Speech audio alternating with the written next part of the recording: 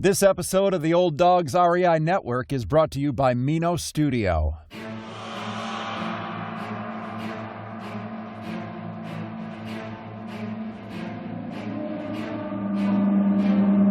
In a world where jobs are how most people make money, one man, one desire, one challenge dares to break the mold.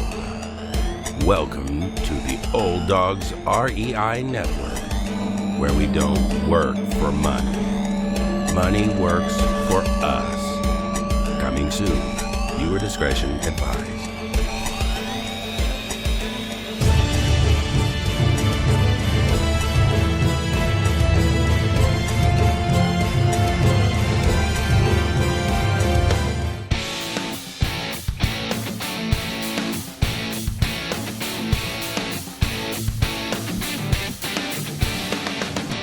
Welcome to the Old Dogs REI Network, where cash flow is king. Real estate investing, the means, so you can enjoy your retirement dreams. This is the show where we cut right to the chase.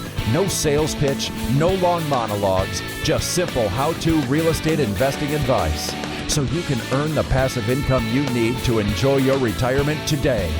And now, your host and chief old dog, Bill Manacero. Welcome to the Old Dogs REI Network. I'm your host, Bill Manacero, and this is the show where 50-plussers and anyone else who wants to join us get solid, no sales pitch real estate investing advice to help generate real cash flow. This podcast airs twice weekly on Mondays and Fridays, and if you aren't already a subscriber, go to iTunes, type in Old Dog, spelled D-A-W-G, find our podcast, and subscribe. We have a special show today for you. This is really more topic-oriented. A lot of times we just investors share their stories, but we're having a guest that's on who has been on before in a previous episode, Paul Moore. He was on episode 055, and he spoke a lot about apartments, and he has a book also that comes out called The Perfect Investment. This show, though, is a little bit different. In a previous episode 006, on how to get started in real estate investing, I talked about the four main things you had to do to get involved in real estate investing. Number one being education, getting yourself educated, get a good feel for everything you can about real estate investing. The second item listed is find a mentor. And this is a really critical part of starting out. We're all going to have mistakes as we get involved, but you really eliminate a lot of the mistakes that can happen by having a good mentor. The other two things are write a plan and finally take action, which is sometimes the hardest one for people to do.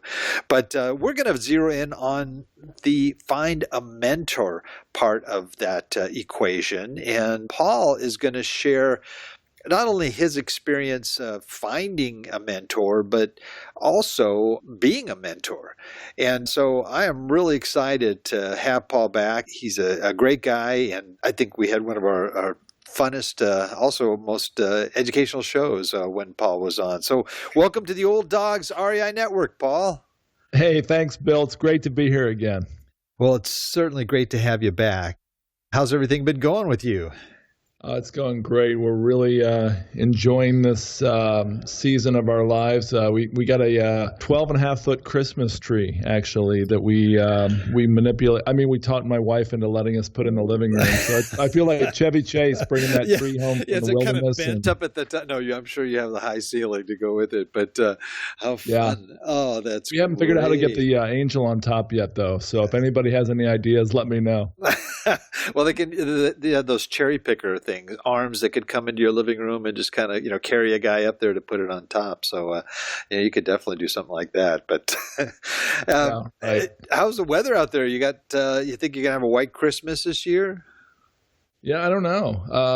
It's not like Michigan, and we haven't got any snow yet, but I'm expecting some. Oh, have fun. Well, Paul, thanks again for being with us on this show. This is an important topic, one that I think is probably one of the most difficult. A lot of people that can't find mentors, and they just get started, and have putting together my 5 biggest mistakes, and as for a podcast that I'm going to be doing, and actually that's one of the items on my list is not getting a mentor earlier, and so this is an important one that I think people should take heed to. But I thought maybe we might just start off, Paul. How would you define a mentor? What is a mentor as it relates to real estate investing? I would just say that a mentor is an experienced person who you can really trust.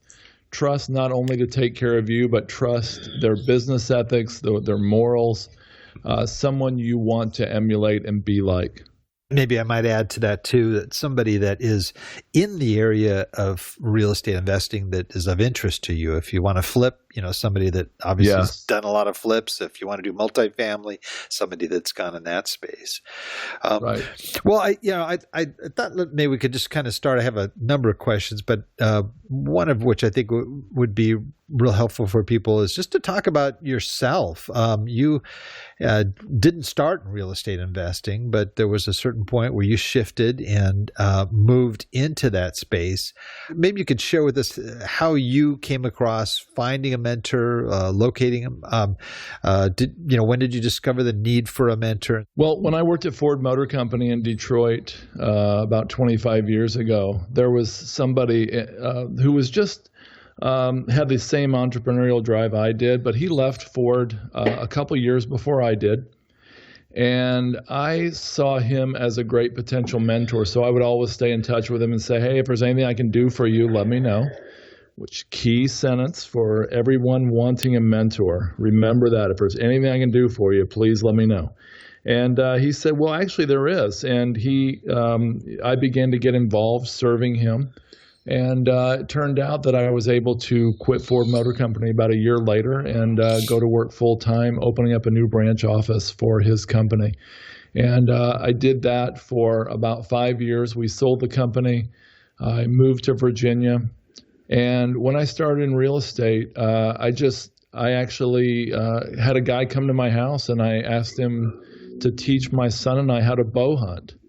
And while he was here, I asked him, what does he do? And I spent hours picking his brain on how he does fix and flips and buy and hold and all that type of stuff. And I stayed in touch with him over the next couple months as we began to go to auctions, get our first properties. And so that's how I got started in the business originally. When I decided I wanted to do multifamily about 12 years later, I was in my 50s by that point, and I really felt like I didn't have time to make a whole lot more mistakes. I've got a podcast called How to Lose Money, and so that I know how to make mistakes, and I've made quite a few of those in the past, but I didn't really feel like at my point in my career, I'd had a lot of successes, several failures. I didn't have time for any more failures, so I went ahead and decided to go ahead and pay a mentor. And this is not a guru. This is not a coach. This is an actual mentor. And I paid to have that, to get involved in that mentoring program a number of years ago, and it's really paid off. That's great. The role of a mentor, I mean, I know it varies from individual to individual. Some mentors are very hands-on. They're involved in the first deal. They go over every aspect of what you're doing, look at your business plan, so forth. And others are just kind of there to ask questions. I mean, that's kind of the other extreme. You just call them when you need something. How would you define the mentorship that you started off with there? Well, I was a little bit more arrogant at that point. I was in my mid-30s. I thought I was semi-retired at the time, as I mentioned on your other show. And so I thought I could just figure it out myself. So, honestly, I didn't tap into his knowledge as much as I should have. And we did pretty well. We only lost money on a few fix and flip homes out of dozens and dozens that we did. With this most recent mentor, this is somebody who basically brought us in. We had 24 classes over the course of a year. They had a structured program, and they've mentored over 100 other people. Basically, they show us all of their forms, all the legal issues, all the documents. They share with us all their contact list, of attorneys, lenders, brokers, etc. They really do a great job teaching you the business, and then they hold your hand through your deals, through acquisitions, and then in asset management as well. So, as I'm talking to earlier investors, I can say, look, I'm part of a team that has years and years of experience. 1,500 multifamily units under our collective belt, and I was able to hit the ground running because I was on a team with that type of experience already. That's a great point. Being able to leverage that experience by encompassing the organization behind your training and mentorship. That's a really, really good point. What would you say what a mentor is and what a mentor is not? Well, I would say a mentor is not a parent.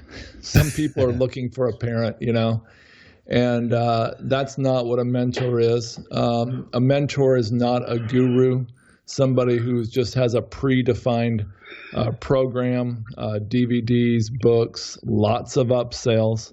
A mentor is more than a teacher. A teacher is, involved in transferring information. I think a mentor is more than all that. A mentor is somebody, I believe in a lot of cases, Bill, people our age are interested in more than making money. And I think we're interested in leaving a mark, having an impact on society, having impact in our field or profession. And so a mentor is perhaps most gratified when their student, call it a mentee, is successful themselves. And so I think if I had to boil it down to one word, I would say a mentor is looking for more than just money or more success. I think they're looking for honor. And if somebody looking for a mentor can find ways to bring honor to that potential mentor, they've got a really good shot of linking up with them to be their mentor. Great point. Now, your first mentor, the guy that taught you crossbow, he sounded like he's almost a partner with you on some of your early projects. Is that the case? No, actually, he wasn't. Okay. My earlier mentor, when I left Ford Motor Company, absolutely was. And what he did is he started out as, I believe it was 80% owner, and I didn't know the difference. I was just an employee. I'd never even met entrepreneurs before that, except people I inadvertently met running shops or things, but I didn't know any, and I didn't have any family members who were entrepreneurs.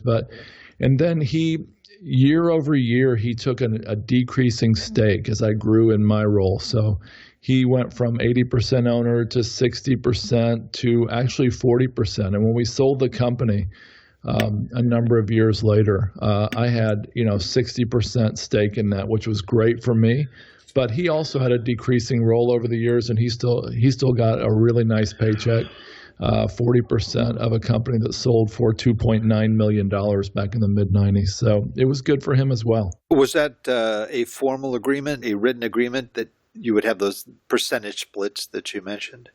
Yeah, it was amazing. A lot of people say that partnerships don't work, and they almost always end in ruins. This guy is still one of my best friends, and we had that scratched out in handwriting on a little piece of paper. That was before emails. And we had that all scratched out. We had no formal stock certificates. We didn't have it in the LLC agreement. I know we should have, and I teach other people that they should do that, but we didn't. And the night before we sold the company to a publicly traded firm, we had to run out to Office Max and buy blank stock certificates to put together to, stamp those and sell them to sell the company. So actually it was pretty informal compared to what I'd recommend.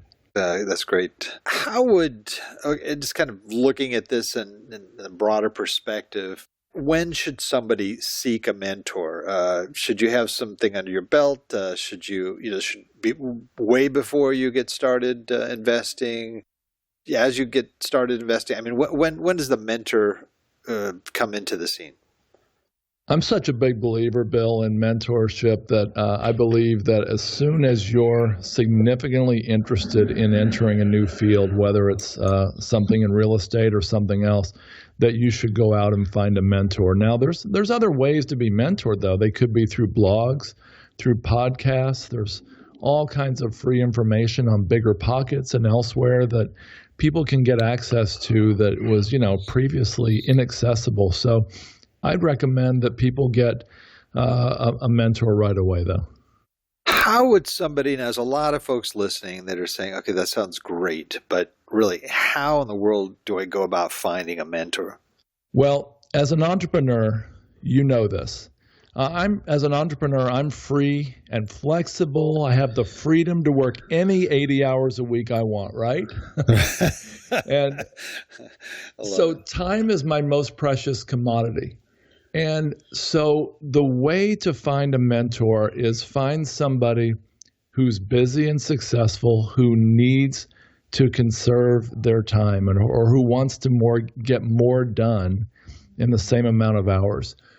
So I would say this, when looking for a mentor, you can't be focused on what that mentor can do for you or give you or train you in. You need to be focused on what you can provide for them, what value you can bring to them.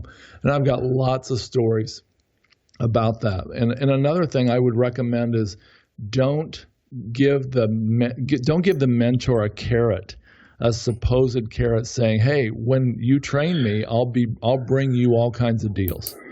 Because the mentor is well aware that finding deals is a whole lot harder than that untrained person would ever believe. But I just think that the bottom line is telling people you will serve them and do things that they've dreamed of doing, the mentor's dreamed of doing, wants to do, but never had the time to do. You add value to them and you'll find a great mentor.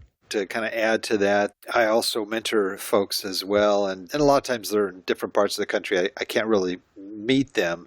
But for example, one guy is his expertise isn't in real estate, but what his expertise is websites and SEO and a lot of things that help the podcast, help a lot of what I'm doing, even as I'm trying to track down new deals and so forth. So his tech knowledge, he's trading out in terms of time that I can offer as a mentor. So just for those listening, you don't have to necessarily have a specific real estate investing related talent that you can give. There's other ways that you can help your potential mentor out.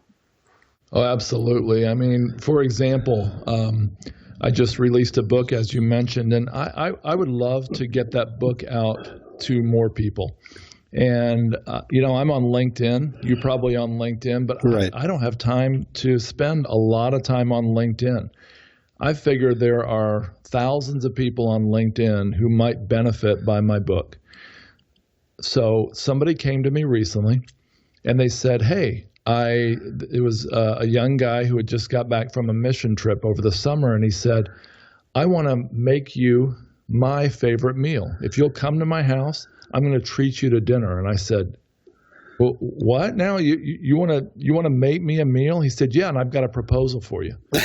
And so I went to his house, and he said, I was on this mission trip, and I was thinking a lot about it, and I thought, I really want to be in real estate investing like you are, and I wanted to make you this meal to kind of honor you and to thank you for your investment in my life so far. It had been somewhat minimal. And he said, I want to ask you, could I just hang around with you and help you do things? I don't want to get paid. I just want to hang around and help you with anything you need. And I couldn't think of anything, but I really appreciated his offer. And of course, it took me about the 28-minute drive home back to my house to come up with a list of things that he could do, Bill. And so I got hold of him the next day and I said, I did think of something and something else and something else and something else. And so I've been giving him tasks like combing LinkedIn, looking for groups to join and looking for places to market my book. And then he's doing the same thing in other areas as well. But I'm having him do things that I think of in the middle of the night, that I never have time to do. and don't have anybody to do. And he's doing a great job at that. Well, it turns out that after about a month of this, I started feeling guilty. I started thinking, I can't not pay him. And I kept apologizing to him, and he kept saying thank you for the work. And so I actually started paying him a little bit. I literally believe he's going to earn his way into a job with our company as we continue to grow. And so he's going to get mentorship. He's going to get paid. He's going to get a job, hopefully, and he might get a career. And at 23 years old, if he starts doing, Bill, what you and I already know in our 50s to do, he could be very, very wealthy by the time he's our age, right? Yeah, that's great. Gosh, neat story. Where would you find a mentor? You talked a little bit about online. You can access people through BiggerPockets and various online resources, but should we physically go someplace to find that mentor? I think one thing that impressed me about that young man is that he asked. We just have to make our intentions known and ask and put ourselves in front of the right people. So I would say BiggerPockets would be one place to do that. I would say local people who are successful, people in your church, people in clubs. Go to a real estate investing association meeting in your town. If you've got a meeting like that in your town, I would tell people, go to the meeting, get to know people, tell people what you want to do. And it won't take long to figure out who the super successful people are in the room, maybe 1, 2, 3 meetings. Go to them, offer to buy them coffee or buy them lunch. That's a critical part of it. Offer to do something for them. I think the guy that offered to make me his favorite dinner was a little over the top. But remember, I'd already known him for a year, so it was appropriate. But offer to buy them coffee, hear them out, and then maybe get back to them later and say, I was thinking about your desire to market your new book, or your desire to do this, that, or the other. What if I did this for you? And I wouldn't want to get paid. I would just like to get some more time hanging around you and get to know you and get to know your business. You're basically honoring that person, and you're giving them an opportunity to transmit, to increase their legacy by helping someone else be successful. So while I think there's great benefit to going online, places like BiggerPockets, etc., I think the best opportunity is usually locally. I like that. You mentioned you paid your mentor for multifamily mentorship. And how do you know what to pay? What's a fair amount to pay? Would you expect some sort of ROI on that investment as we are investors?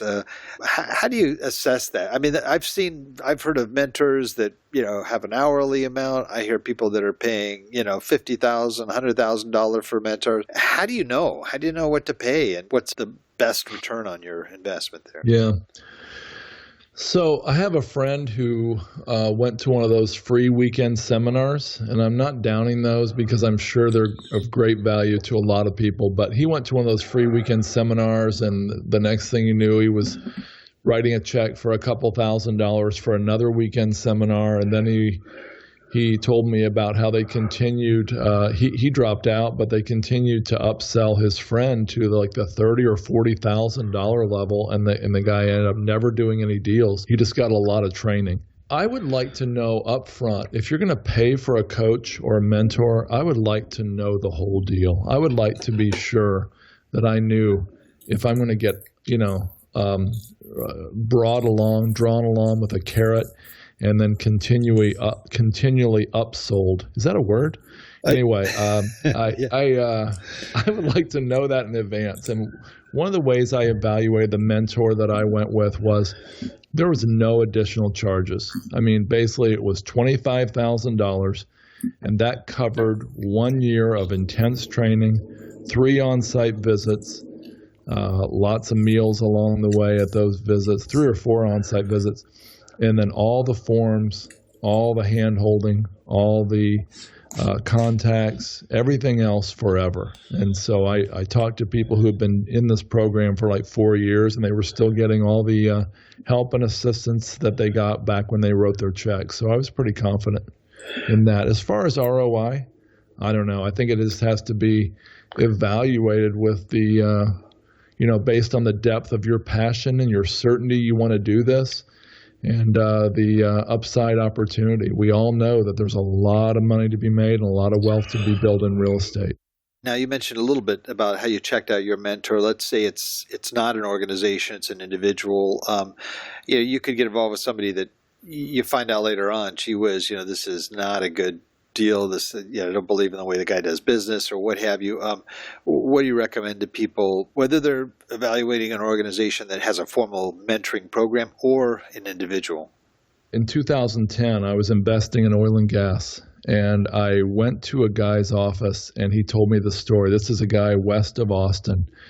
He ran a small oil company. He said, imagine me saying this with a Texas drawl, real slow like, He said, when I look for deals, I look the guy square in the eyes. I ask him a lot of questions. And if anything at all doesn't add up, even if I can't figure out what it is, if there's anything wrong at all, I run hard the other way. He said, put another way, he said, if I see any flies buzzing around, I know there's some horse manure down below. He said, I know there's some horse manure down below, and I run. And I said, yeah, but what if it's a really good deal and he just made a mistake? He said, I don't know. You can just tell in your gut when something's wrong. And I've learned to listen to my gut. And this is me talking now. I've learned to listen to my wife as well. I don't know what it is. And I think they're doing investigation experiments through quantum physics now. But I think I think God has given people some kind of a sense, some kind of ability to evaluate people. And I think we have the opportunity to go with our greed or our fear and say, this is too good to pass up, I'm going for it. Or we can go with our gut, that little thing, that little nagging deep, deep down that says something's wrong.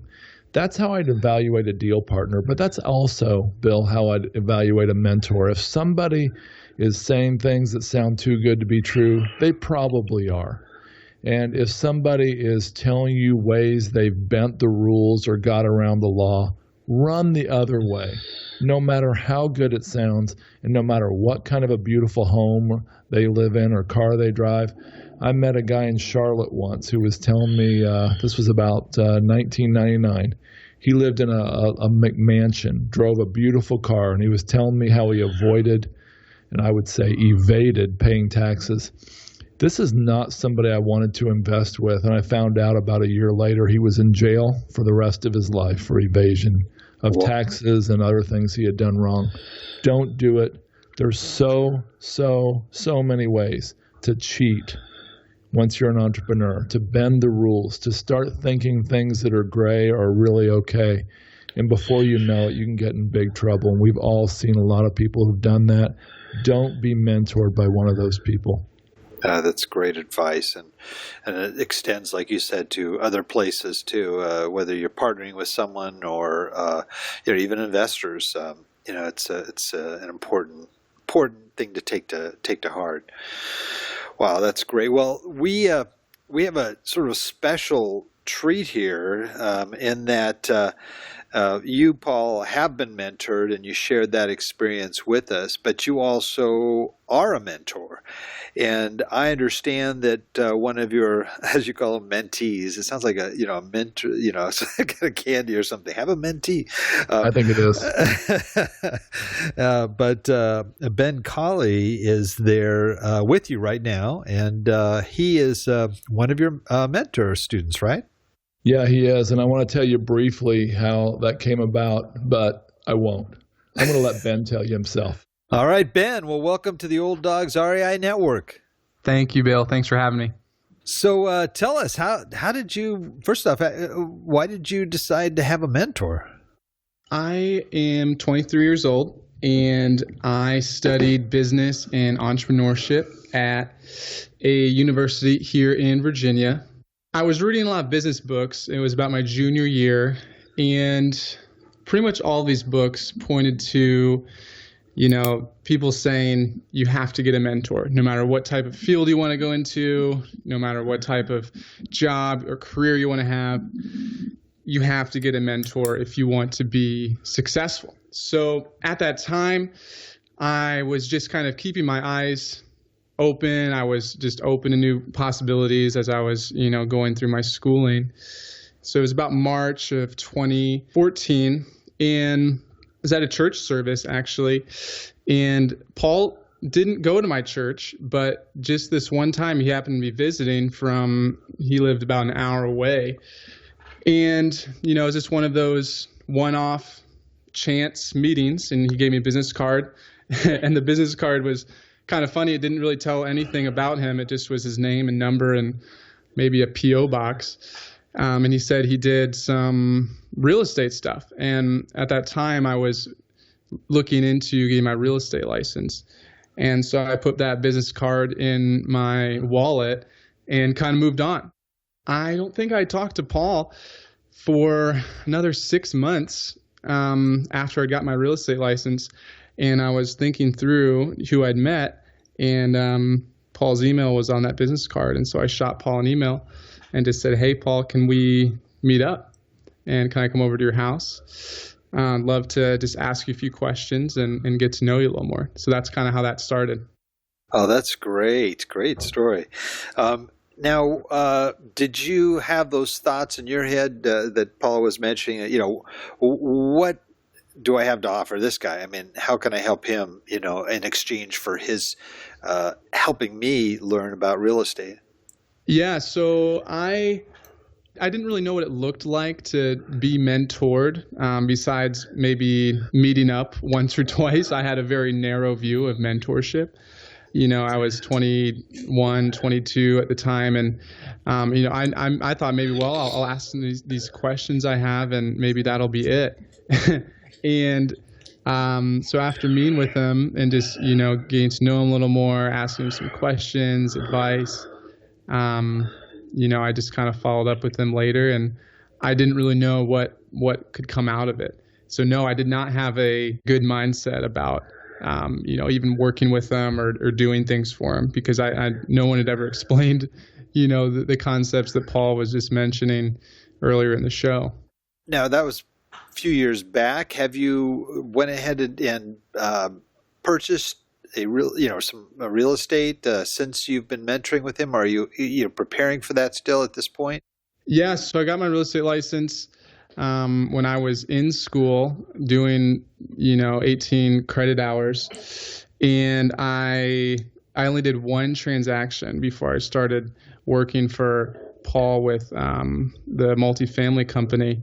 And I kind of found out over that one semester that being a real estate agent wasn't what I wanted to do. And Paul was telling me about multifamily, about all the incredible demographics, the numbers, the tax reasons why it's so good. And it sounded very fascinating to me, something I might want to, pursue later on. And I talked to Paul for the first time in about August of 2014, and somewhere around Christmas of 2014, December, so about 2 years ago, Paul told me that they were about to start this multifamily company and asked me if I wanted to, come on board and help get it going, just as a intern, because I was still in school.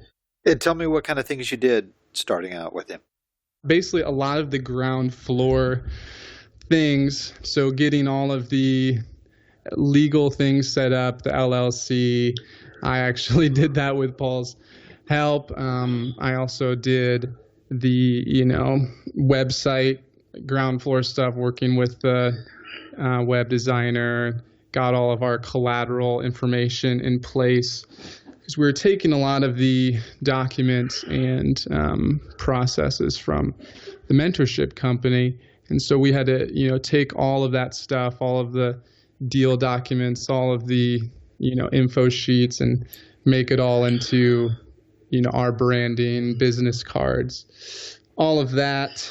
And, through all this, Paul would be explaining to me all of the things that him and his partner had learned in their year of mentorship with the other company. And I was just so thankful and so happy just to be learning as much as I could about that. God, that's great. And you are gearing yourself up to eventually start buying real estate investments yourself? Definitely, yeah. That's definitely a goal. But right now, I'm really thankful to be a part of what Paul is doing and the other two guys. I can't thank Paul enough for his just continual pouring into me, and I can't wait to see where it all goes. I'm only 23, so I got some time. Yeah, it sounds like you got a little bit of time ahead of you. Yeah. Coming from an old dog here, but that's great. What maybe in final comments that you would want to say to those that are listening, because we like I said, we have a wide variety, probably a lot of guys that are also, and gals your age. What would you say about the value of mentorship, and for those that are considering finding themselves a mentor?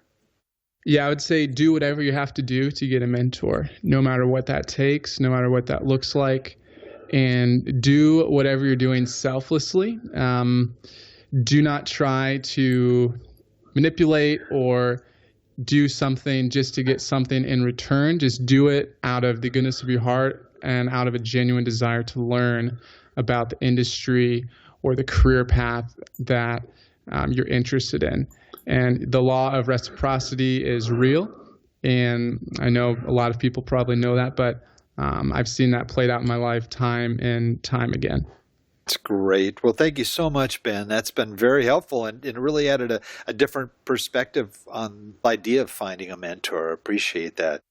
Well, we're getting to the end of our program here. And Paul, I wanted to ask you, for those that might want to get a hold of you or find out more about your company, the things that you're doing, how would they do that?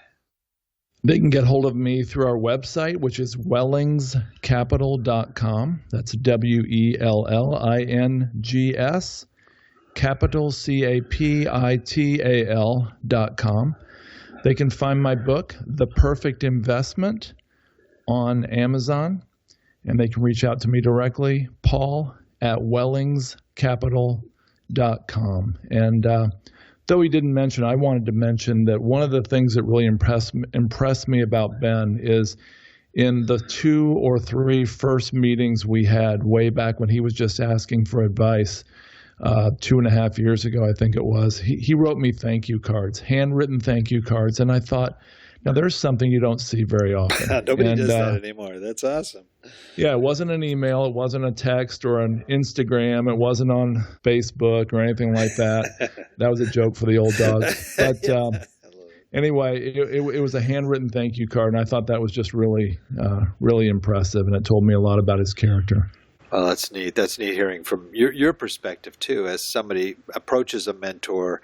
How do you also stand out too, and get that person in just an early meeting to remember you and allow you to be able to have additional meetings with that person. Great point. I like that. Paul, as you know, since you're a vet on this show, and I could go on and on, this is a great show, and there's a lot of good information there. But I think you guys probably have to get back to work, and so you're a vet here. We always close out the show with our guests giving us their best old hound dog howls. But see, now we've got 2 people there, so I think we're gonna initiate Ben. What do you think? Can give him a sort of an honorary old dog status so he can howl along with you? I agree. Since I'm in the quarterfinals already, I really think it would only be right that we let Ben have a shot at this. I love it. Okay, are you guys ready? We're ready.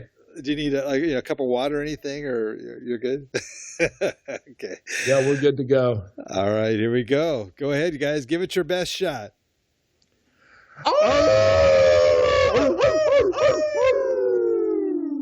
Wow, that was amazing. Okay, young pups and old dogs there all at the same time. It was just that was great. All right, guys. Well, I can't thank you enough, Paul, for being on. Ben, great meeting you too, and just wish you guys all the best. You guys have been just wonderful to be able to take the time to do this, and we appreciate it. I also want to thank our Old Dog listeners, too, out there for joining us. I know there's a lot of other things that you could be doing right now, but the fact that you're taking the time to join us means a lot, and we greatly appreciate it. Well, that's the show for today. Remember, cash flow is king. Real estate investing the means. Until next time, keep moving forward, and may God bless. Thank you very much for visiting the Old Dogs REI Network. We would greatly appreciate if you would stop by iTunes and let us know what you think of the show.